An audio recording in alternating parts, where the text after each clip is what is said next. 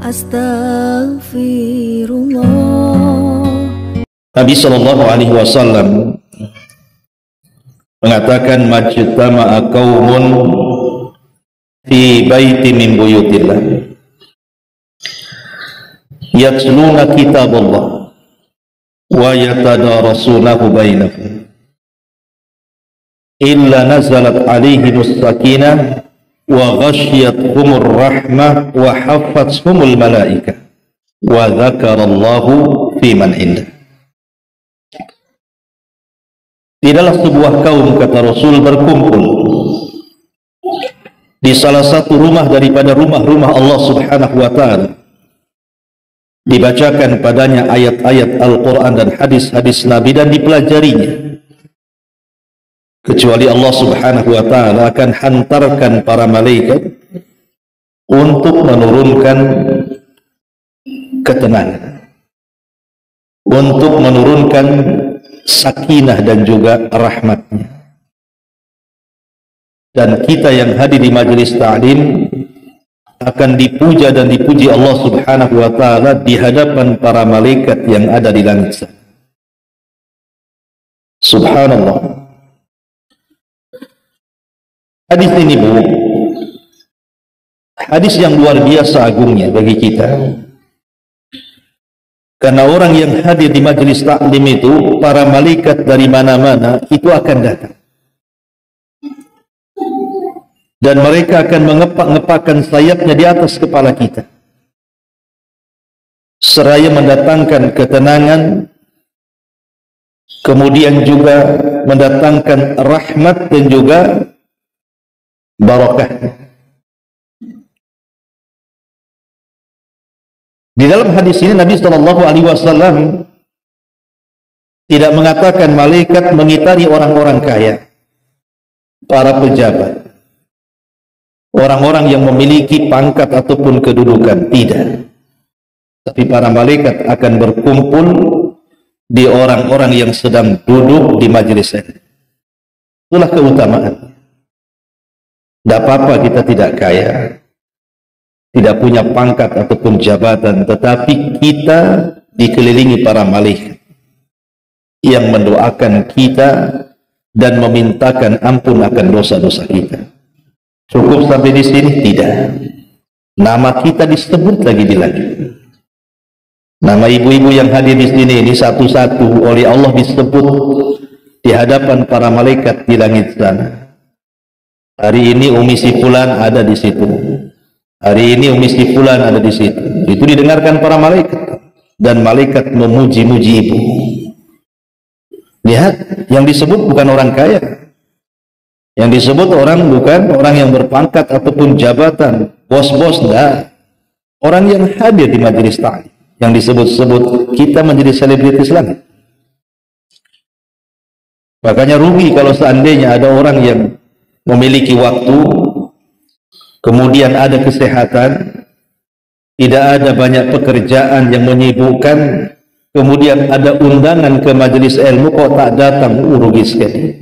Kalau paham hadis ini sebenarnya.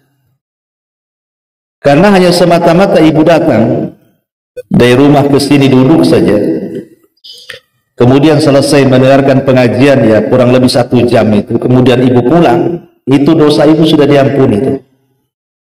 Kata Nabi Shallallahu Alaihi Wasallam, "Kumu maghfuran lakum."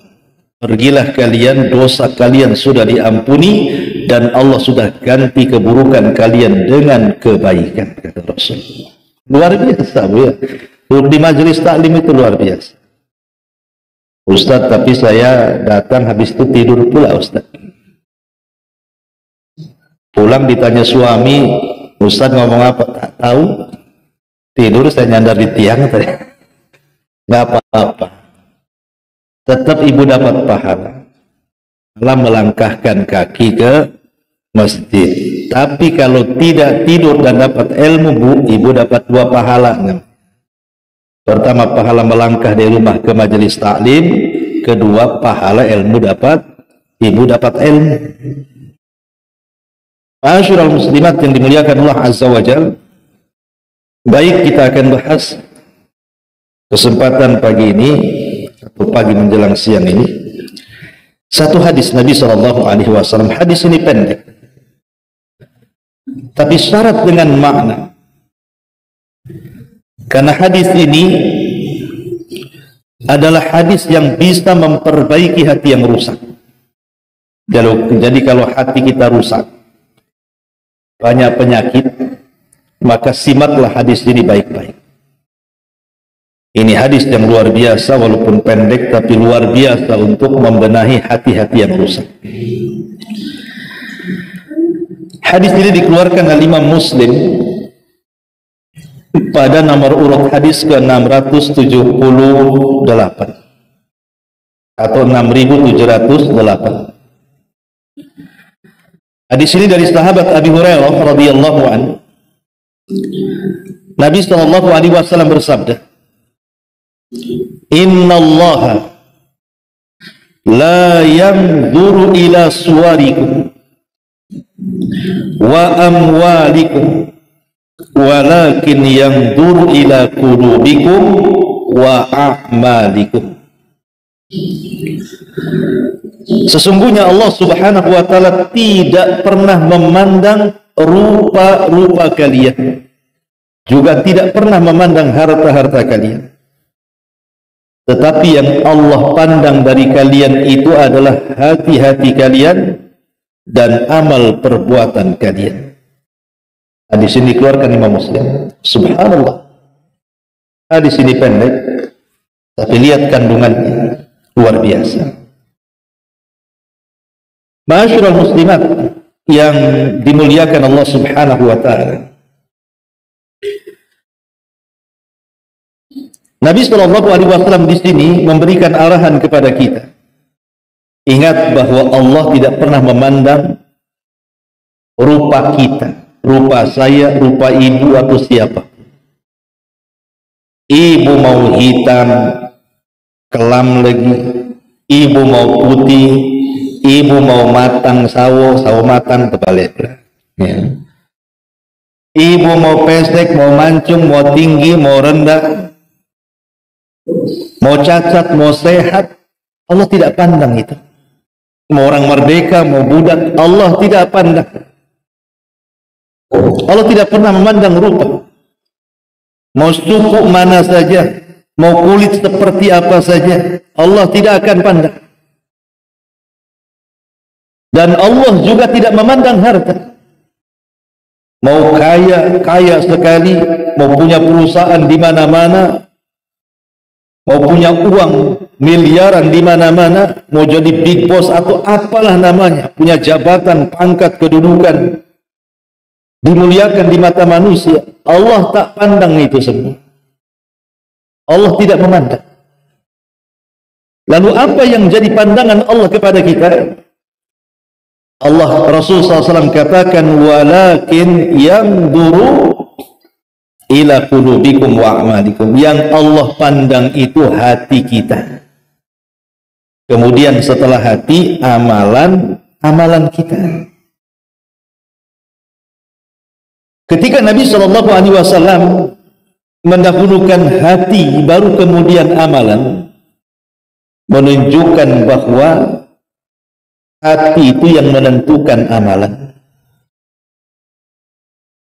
Sehebat apapun orang beramal, sholatnya, puasanya, zakatnya, hajinya, baca Qur'annya, zikirnya, silaturahimnya, sebutkan amalan-amalan badan. Serajin apapun orang itu, belum bisa mendapatkan predikat takwa. Sehebat apapun orang beramal dengan amalan badan itu, tidak bisa mengangkat kepada predikat takwa. Tetapi yang menentukan takwa dan tidaknya orang beramal itu adalah hatinya. Itulah yang kemudian Nabi Shallallahu Alaihi Wasallam mengatakan, at-taqwa hahuna, takwa itu di sini, kemudian diisyaratkan ke hatinya. Karena percuma orang rajin sholat tetapi hatinya tidak untuk Allah Subhanahu wa taala. Sholatnya untuk manusia. Sholatnya untuk kepentingan dunia, dan ibadah yang lainnya juga sama.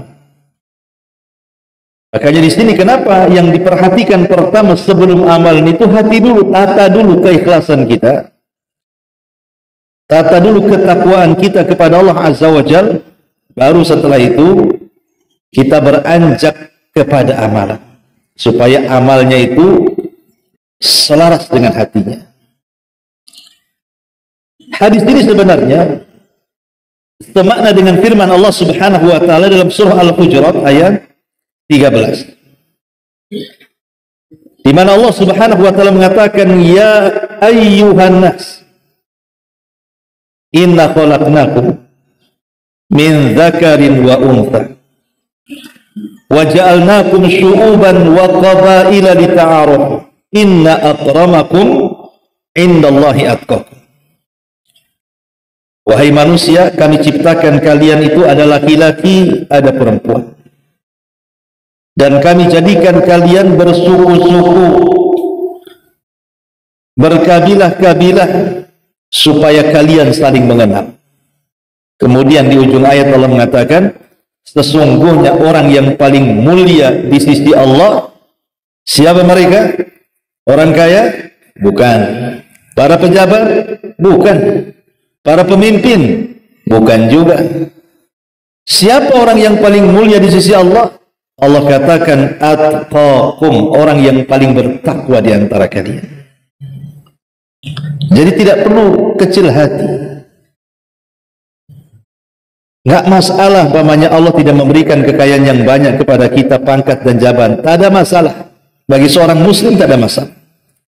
Yang penting Allah Subhanahu wa taala menganggap kita ini hamba-hambanya yang bertakwa. Masyaallah muslimat yang dimuliakan Allah Subhanahu wa taala.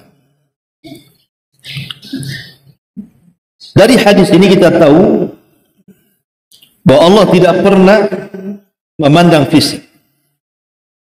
Allah tidak pernah memandang harta. Tapi yang Allah Subhanahu wa taala pandang adalah hati seseorang. Maka jangan pernah memuliakan orang karena dunia, jangan pula menghinakan manusia karena tidak ada dunia. Ini penting. Ibu jangan memuliakan orang itu karena dunianya. Oh, karena dia kaya, kita hormati. Karena dia pejabat, kita hormati lebih lagi. Ketika kemudian orang itu tidak punya kekayaan, langsung kita hinakan dia. Karena dia di bawah kita, rendah orangnya. Tidak boleh. Tidak boleh sombong dan tidak boleh merendahkan. Di mata Allah semua sama. Anda mau kaya, Anda mau pejabat, Anda mau orang susah, Anda mau orang miskin, semua sama di hadapan Allah Subhanahu wa taala. Di zaman Nabi, Bu, ketika Nabi SAW berhasil membebaskan kota Mekah, betul-betul Mekah itu tunduk kepada Nabi dan para sahabat. Kepung tuh Mekah. Sampai Allah Subhanahu wa taala firmankan dalam Al-Qur'an, "Idza ja'akum nasrullahi wal fath." Apabila datang kemenangan Allah dan pembukaan kota Mekah. Jadi semua orang-orang musyrik itu dikumpulkan. Kemudian Nabi memandang satu persatu orang-orang yang pernah menyakitinya. Tapi Nabi itu Nabi Rahmah. Dia tidak menanamkan sifat dendam, tetapi dia berusaha untuk menebarkan kasih sayang. Apa kata Rasul? Idhabu fa antumut tulaqah. Pergi kalian semua, kalian sudah kubebaskan. Ada momen yang menarik ketika manusia berkumpul di sekitar Ka'bah. Ketika itu Nabi SAW hendak sholat di dalam Ka'bah. Maka dia berteriak-teriak di hadapan manusia, "Aina Bilal?" Di mana Bilal? Mana Bilal? Bilal bin Rabah. Bayangkan dari sekian banyak para sahabat yang dipanggil pula Bilal. Datanglah Bilal dari kejauhan dan mengatakan, "Labbaika ya Rasulullah." Aku datang memenuhi panggilan wahai Rasul. Kata Nabi SAW, "Ya Bilal, naiklah kau ke atas Ka'bah. Ka'bah ini tinggi, Bilal ini pendek. Gimana naik ke atas Ka'bah? Kemudian Nabi SAW menyuruh Abu Bakar dan Umar untuk menjadi tangga. Bayangkan badan Abu Bakar dan badan Umar menjadi tangga pijakan Bilal supaya bisa naik di atas Ka'bah.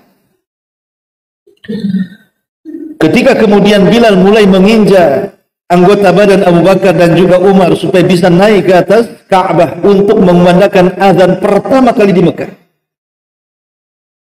Tentu manusia menyaksikan di sini bagaimana seorang hamba sahaya Bilal yang tidak punya harta, kedudukan, pangkat, jabatan, kepemimpinan, dan dia seorang budak Habasyah, orangnya juga hitam, kelam, tapi Allah tidak pernah memandang rupa, Allah tidak pernah memandang harta, yang Allah pandang hati dan amalan.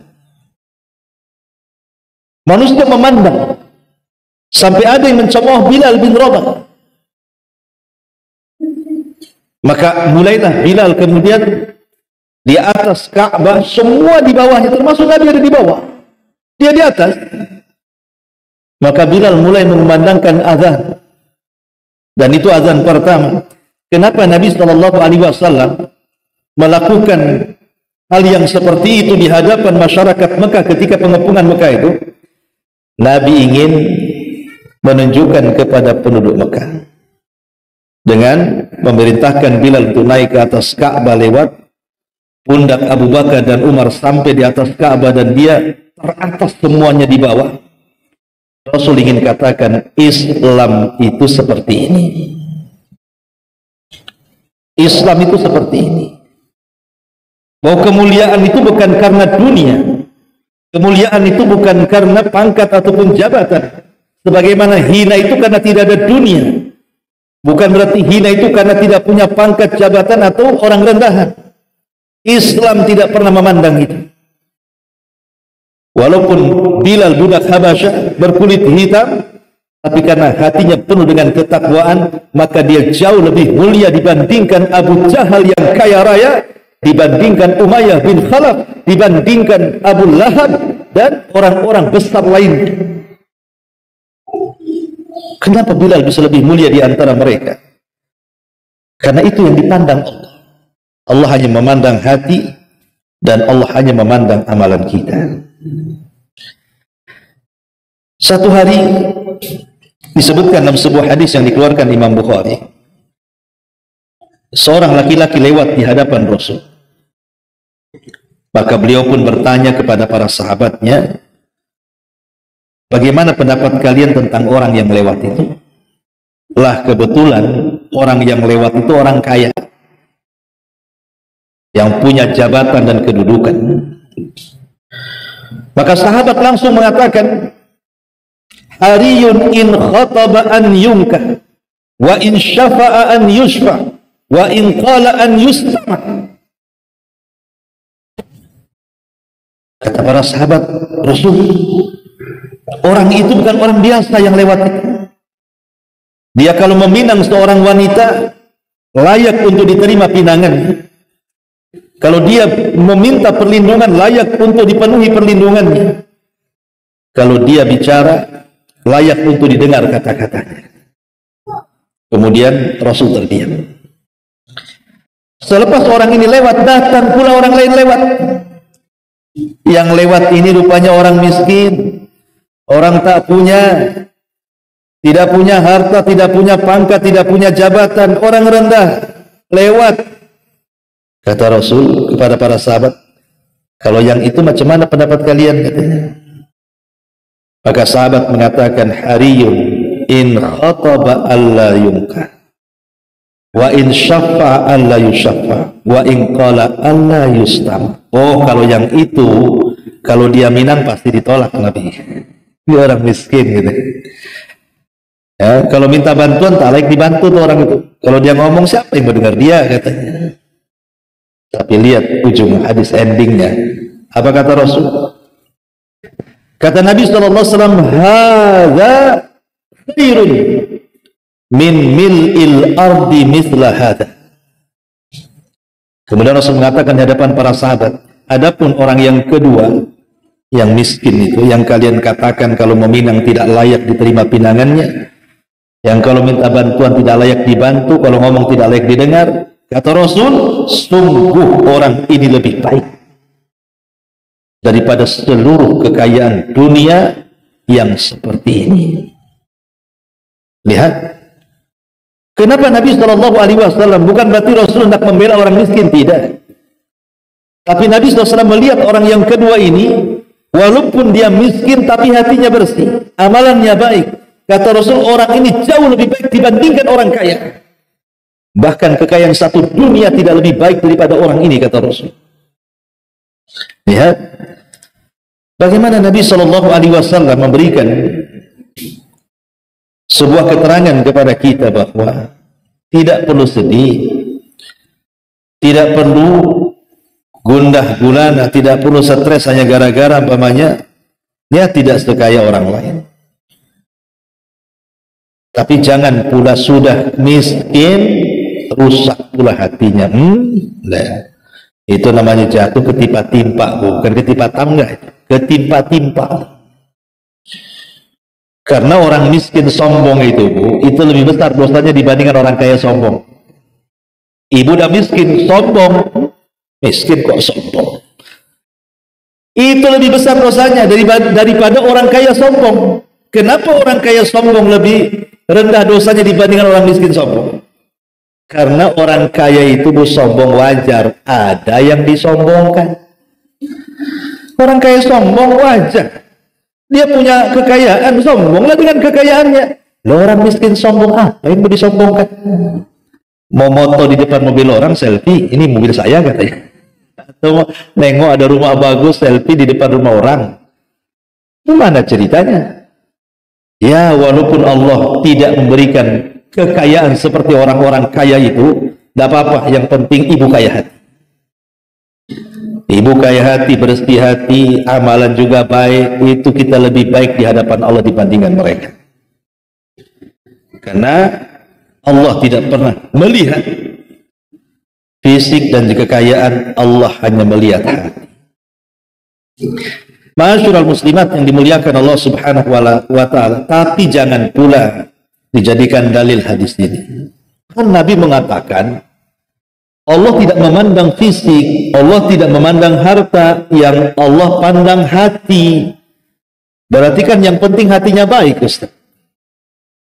Akhirnya dijadikan dalil orang-orang yang dinasihati untuk melakukan syariat, tidak mau melaksanakan, kemudian berdalil dengan apa? Yang penting kan hatinya, Ustaz. Kan Rasul yang mengatakan Allah yang memandang hatinya. Kenapa kita pakai jilbab? Kan bagus pakai jilbab tutup aurat, Ustaz, yang penting hatinya.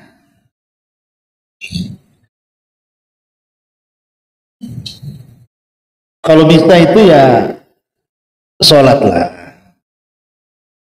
Kan yang penting hatinya, Ustaz. Banyak orang sholat itu jelek hatinya, katanya. Lah, itu pula dia. Latihanlah puasa. Yang penting hatinya itu puasa Senin Kamis tuh, itu kalau gibah itu 3 jam tuh. Bukan begitu. Sebab orang yang bicara seperti ini hakikatnya hatinya kotor. Kenapa? Satu, orang yang mengucapkan yang penting hatinya itu seolah-olah hati dia itu bersih, hati orang itu tak bersih. Ya kan, Bu, kalau dia ngomong gitu. Seolah-olah dia mengatakan hati saya bersih, hati orang itu tak bersih, jatuhnya suudon. Karena kalau kita katakan itu tengok tuh ahwat-ahwat itu kan bagus, udah pakai pakaian syar'i. Cobalah kamu juga sama. Belum tentu hati dia baik, gitu. Pakaian casting-castingnya aja itu yang baik, hatinya tak baik, gitu. Kau tahu ya kemarin ngerumpi-ngerumpi juga orang itu. Itu kan suudon kan. Ya, masih bagus aku katanya, walaupun tak pakai ini, tak pakai itu, tapi hatiku kan bersih, gitu. Ya kan? Seolah-olah apa, Bu? Seolah-olah hati dia bersih, hati orang pula kotor. Itu kan suudon. Tidak boleh. Dia seolah-olah merasa dirinya paling bersih hatinya. Sementara Allah mengatakan fala tuzakku anfusakum, jangan kalian mentazkiyah, merasa bersih diri, orang lain itu kotor. Ya. Kemudian alasan yang kedua kenapa salah ucapan tersebut, karena ucapan tersebut ini berarti cukup bersihnya hati itu sudah cukup, nggak perlu pakai amal lagi. Yang penting bersih hati, amalan itu nomor 2. Iman itu definisinya adalah pembenaran dengan hati, pengucapan dengan lisan, diamalkan lewat perbuatan. Itu iman, itu kesatuan, nggak bisa dipisah-pisah. Karena kalau hatinya bersih, pasti amalannya bersih. Kalau hatinya kotor, ya amalannya kotor jadinya kan. Jadi Allah itu bukan menghisab hati saja, perbuatan pun Allah hisab. Maka tidak bisa dipisahkan antara hati dan perbuatan. Ma'asyiral muslimat yang dimuliakan Allah Azza wa Jalla. Al-Imam Ibnu Qayyim rahimahullahu ta'ala mengatakan ada 5 perkara yang merupakan perusak hati. Jauhi 5 perkara ini. Kata beliau, wa amma mufsidatul qalbi al-khamsah. Adapun perusak-perusak hati, kata Imam Ibnu Qayyim, itu ada 5. Al-mufsidatul awal, yang merusak hati yang pertama adalah kathratul mukhalatati,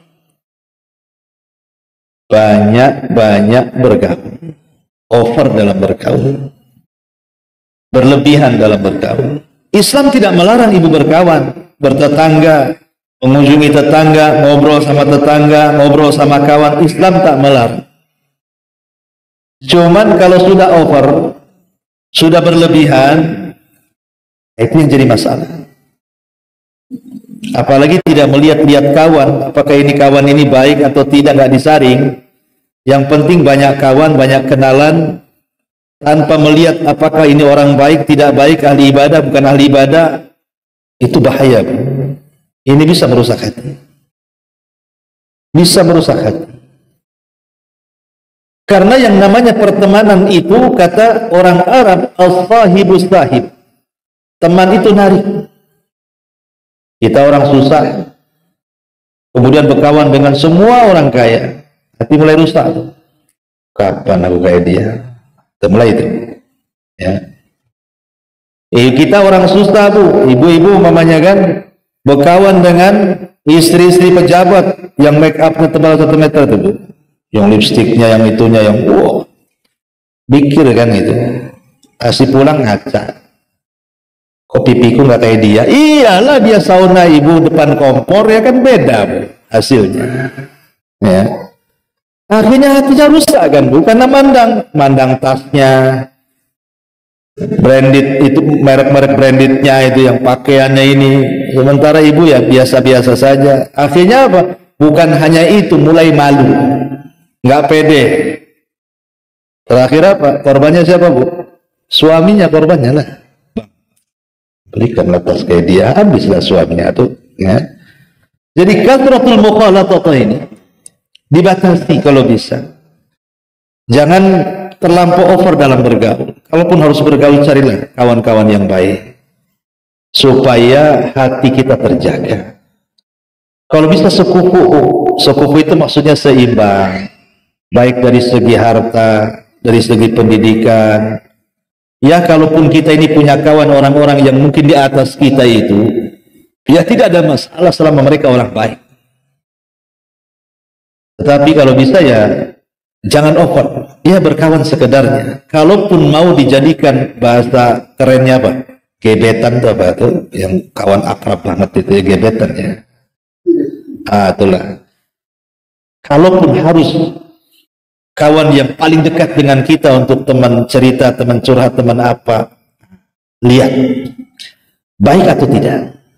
Kata Nabi SAW, permisalan teman yang baik itu seperti ibu berkawan dengan penjual minyak wangi. Ibu nggak ngapa-ngapain sama penjual minyak wangi karena dia dekat dengan kita, baunya sampai itu kecium. Padahal belum ngapa-ngapain, kita duduk di sampingnya dia tuh. Apalagi sampai nawari, karena biasanya orang penjual minyak wangi itu bukan nawari, dia pasti akan ngusap-ngusap tuh dengan minyak wangi. Kemudian nawari setelah itu. Kan asik tuh. Maknanya kalau kita berkawan dengan orang baik, walaupun kita tidak ngapa-ngapain, di samping dia saja, itu sudah dapat kenyamanan kita. Kita sudah terhindar dari azab Allah Subhanahu wa ta'ala. Syukur-syukur dia kemudian nularkan kepada kita kebiasaan baiknya, syukur-syukur nasihati pula kita. Alhamdulillah. Itu kan luar biasa. Nah, itulah kenapa kemudian kasratul mukhalatah ini menjadikan perusak hati. Ini yang pertama. Yang kedua, kata Imam Ibnul Qayyim di sini, rukubuhu bahrut tamanni, terlampau tinggi angan-angan, ya, terlampau tinggi angan-angan ini merusak hati. Kalau orang sudah angan-angannya tinggi, pengen ini, pengen itu, pengen ini, maksudnya urusan dunia ya, kita tidak cerita urusan akhirat ya, urusan dunia. Ini bisa merusak hati. Karena seolah-olah ketika mamanya dia panjang angan-angan hidup di dunia, ingin kaya, ingin ini, ingin itu, dilupakan dua perkara. Pertama, lupa dia akan mati. Akhirnya dicintakan kepada dunia. Kalau sudah lupa dia akan mati, benci pula dia mati. Kemudian beralih kepada cinta dunia, rusaklah di sini hati. Makanya boleh kita bercita-cita itu, tapi sesuai dengan kemampuan kita lah. Lihat suami ini kerja apa, gaji berapa, nah, itulah sampai segitulah cita-citanya. Ini suami saya kerja walaupun setahun nggak bisa tuh beli tanah di Sukajadi itu, paling tinggi di Kapling Beliung, itu pun nyicil namanya kan. Ya cita-citanya ya rendah-rendah, pengenlah saya punya di sini walaupun satu kamar saja, nggak apa-apa. Ini suami gaji sebulan 3 juta, cita-citanya pengen rumah di Sukajadi, lantai 2 di tengah-tengah lagi, ada sekolah renangnya lagi di situ loh. Ibu lagi mimpi ya Bu ya, itu di seblok saja rupanya lagi mimpi dia. Jadi bolehlah cita-cita enggak apa-apa, tapi sesuai dengan kemampuan. Kalau cita-cita akhirat, kalau bisa paling tinggi Firdaus, saya nggak mau surga yang lain. Idza sa'altumullaha fas'alu al-firdausil a'la. Kalau minta surga yang tinggi. Itu kalau urusan akhirat ideal gitu, harus tinggi. Dan kalau urusan dunia sesuaikan dengan kemampuan. Kan ini merusak hati masalahnya. Ini yang kedua. Yang ketiga, at-ta'alluq bi ghairillah. Mengaitkan sesuatu dengan selain Allah. Hatinya itu dikalungkan kepada selain Allah. Ini rusak hatinya. Seperti orang yang datang ke dukun, orang yang datang ke menyimpan tangkal-tangkal, jimat-jimat, keleni-keleni, percaya kepada tatayur dan begitu seterusnya. Ini rusak hatinya. Hilang tawakalnya kepada Allah, hilang takutnya kepada Allah, hilang harapnya kepada Allah, hilang cintanya kepada Allah karena diberikan kepada selain Allah. Datang ke kuburan, minta-minta di kuburan. Ini bahaya, merusak hati. Masyaallah muslimat yang dimuliakan Allah Subhanahu wa taala. Kemudian yang keempat, at-ta'am. Over dalam makanan. Tidak memilah-milah apakah makanan ini halal atau tidak. Apakah makanan ini dibeli dari hasil yang dibolehkan atau yang diharam. Enggak berpikir, yang penting makan. Apalagi sekarang kan di Batam ini kuliner sudah mulai menjamur kan, Bu, di mana-mana sudah banyak kuliner itu. Dari ujung Nongsa sampai ujung Sekupang itu, Bu. Ujung ke ujung tuh kuliner itu di mana-mana. Hati-hati, Bu. Apalagi sekarang kan sifatnya COD kan, Bu. Ibu kalau lapar, malas masak, COD aja lah. Ibu tahu nggak itu yang di di GoFood itu kan? Kan nama-nama warung makan tuh banyak tuh. Di situ gambarnya memukau kan, walaupun kadang-kadang lain yang dipesan lain yang datang kan ya. Tapi ibu berpikir nggak tentang halal haramnya di situ? Siapa yang punya warung ini? Ya, apa masakannya? Terkadang ada warung-warung itu yang mungkin ditulis di menu itu, kita tidak tahu, mungkin masaknya pakai homer, ya, atau mungkin maaf ada daging babinya, atau minyak babinya, atau apanya kan yang kita tidak tahu. Lah ini jadi perhatian, makanya Allah mengatakan falyanzuril insan ila ta'am. Maka selamatnya Bu, masak. Paling selamat itu ibu masak sendiri tuh. Jelas halalnya kan Bu. Ibu makan halal, suami makan halal, anak makan halal, jelas halalnya. Tapi kalau COD ini kalau kita tak paham-paham, ada entah di mana-mana kan. Entah warung siapa. Apalagi namanya ibu nggak apa, ini nama apa, ini perlu nih, kayaknya aneh namanya, nah, perlu coba nih. Kita nggak tahu istilah-istilah pula kadang-kadang, entah bahasa Mandarin pula di situ kan, entah bahasa Korea, entah bahasa India, entah bahasa apa, apalagi makanan-makanan yang aneh-aneh itu nggak tahu. Maka sebaiknya hati-hati supaya jangan terjerumus kepada makanan syubhat yang mengantarkan ke yang haram. Pastikan halalnya dulu. Ya, pastikan kehalalannya itu. Biasanya kan di situ kalau saya kadang lihat di GoFood itu kan, ini halal. Kalau sudah ada tulisan halal, alhamdulillah. Berarti kita bisa jadikan patokan kata-kata dia makanan yang halal. Berarti halal dikonsumsi kan? Beli. Tapi kalau ibu ragu-ragu, jangan. Tapi ada orang Bu, nggak peduli dengan soal urusan makanan. Yang penting kuliner, masuk warung mana saja nggak peduli. Mau ada babinya, mau ada anjingnya, mau ada apanya di situ, mau ada komernya, ada. Main lantak saja. Ini bahaya. Ya, jadi ini bisa merusak hati. Karena makannya jadi daging masalahnya, jadi darah. Maka Rasul mengatakan kullu lahmin nabatat min haram fannaru aulani. Setiap daging yang tumbuh dari barang haram itu neraka tempat. Maka perhatikan soal makanan, soal kuliner ini, perhatikan di zaman sekarang ini orang bisa saja, ya, ingat dulu viral bakso, rupanya dagingnya dari tikus got, tikus sebesar kucing tuh Bu. Kemana dia nangkepnya tuh ya? Tapi kan ada ceritanya, ada gitu, beritanya ada. Kalau nggak ada, iyalah mungkin ini. Nah, karena ada berita-berita kayak gini, kemudian penjualan daging babi ilegal dan macam-macamnya, kan kita khawatir seorang muslim ini. Makanya seorang muslim itu betul-betul soal makanan itu prioritas. Ya selamatnya saya tadi masak sendiri itu paling selamat, ya kan. Ibu tahu ini halal, ini haram kan. Tapi nggak tahu kalau ibu rajin masak, ya tak paham. Ada juga yang rajin masak, ada yang rajin COD, itu masalahnya tuh. Ibu yang mana nih? Nanti saya tanya suaminya. Kemudian yang terakhir al-khamis, kathratun naumi. Banyak tidur. Ini banyak tidur ini bisa mematikan hati. Karena tidur ini menjadikan orang lalai dan malas.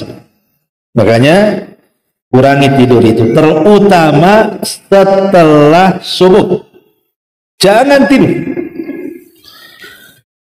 Sama saja orang tidur setelah subuh sampai terbit matahari itu terhalang padanya berkah. Jangan biasakan, sekali-kali boleh.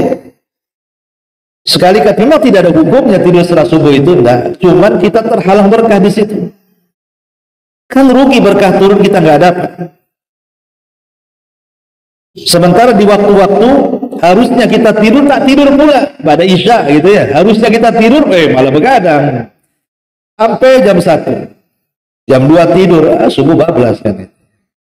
Jadi ini 5 perkara kata Al-Imam Ibnu Qayyim rahimahullahu taala yang bisa merusak hati. Saya ulangi, yang pertama, kathratul mukhalaf, terlampau banyak bergaul tanpa memilah dan memilih baik tidaknya. Yang kedua, terlampau tinggi angan-angan tanpa tahu apakah dia mampu mencapainya atau tidak. Catatan angan-angan dunia. Yang ketiga, hati selalu bergantung kepada selain Allah Subhanahu wa ta'ala, tidak tawakal kepada Allah. Ini juga merusak hati. Yang keempat, banyak makan, over dalam makanan, dan tidak kemudian berusaha untuk memilah-milah apakah ini haram atau halal, atau cara mendapatkannya halal atau haram, main lantak saja. Kemudian banyak tidur. Inilah 5 perkara, kata Al-Imam Ibnul Qayyim rahimahullahu ta'ala, yang bisa merusak hati. Lalu bagaimana obatnya? Maka Imam Ibnul Qayyim juga menyebutkan obatnya. Beliau mengatakan dalam kitabnya Ighatsatul Lahfan, banyak perkara-perkara yang bisa mengobati hati, tetapi yang paling penting adalah 4 perkara. Yang paling penting itu 4. Pertama, obati hati bil Qur'anil Karim, dengan membaca dan mempelajari Quran. Karena Quran itu syifa'un lima fis sudur, kata Allah. Dia adalah obat bagi penyakit-penyakit hati. Entah kesyirikan, entah keraguan-raguan, entah kekufuran, entah syubhat, entah syahwat. Sebutkan apa penyakit hati itu. Itu bisa diobati dengan Quran. Baca Quran, pelajari Al-Quran, karena Quran itulah sebagai obat. Yang kedua, kata beliau, "Atsani ma yahfaz alaihi quwwatu." Yang bisa menjaga kekuatan badannya dan juga kekuatan hatinya, dan itu dengan cara al-iman wal amalus salih wa amila awrad at-ta'ah. Memupuk keimanan. Terus keimanan dipupuk, diperbaharui dengan cara apa? Tingkatkan amal saleh, tingkatkan ketaatan-ketaatan. Dari yang wajib mulai meningkat yang sunnah. Dari sholat wajib kita sudah berusaha tepat waktu, mulai ditingkatkan ke yang sunnah. Mulailah rawatibnya, mulailah tahajudnya, mulailah duhanya, dan begitu seterusnya. Dari puasa wajib Ramadan mulailah ke Senin Kemisnya, ke Daudnya, ke Ayyamul Bidnya. Mulai dari zakat mulailah ke sedekahnya. Terus bertingkat. Itu bisa membenahi hati. Kemudian yang ketiga, berusaha menjauhi maksiat. Karena maksiat itu bisa mengotori hati. Sekecil apapun maksiat tetap akan mengotori hati dengan meletakkan titik hitam di hatinya. Dan yang terakhir, memperbanyak istighfar dan tobat. Inilah 4 perkara yang bisa mengobati hati. Al-Quran, keimanan dan amal saleh, berusaha menjauhi maksiat dan semua penyimpangan, dan yang terakhir berusaha untuk bertobat dan terus mengucapkan astagfirullah, astagfirullah. Maka dengan 4 perkara ini, kata Imam Al-Qayyim rahimahullah ta'ala, inilah anfa'u ilajil qalbi, paling bermanfaatnya obat untuk menyembuhkan penyakit hati. Wallahu a'lam bishawab. Ya, sampai di sini mudah-mudahan ada manfaatnya. Tutup dengan doa kafaratul majlis. Subhanaka bihamdika, asyhadu an la ilaha illa anta, astaghfiruka wa atubu ilaik. Allahu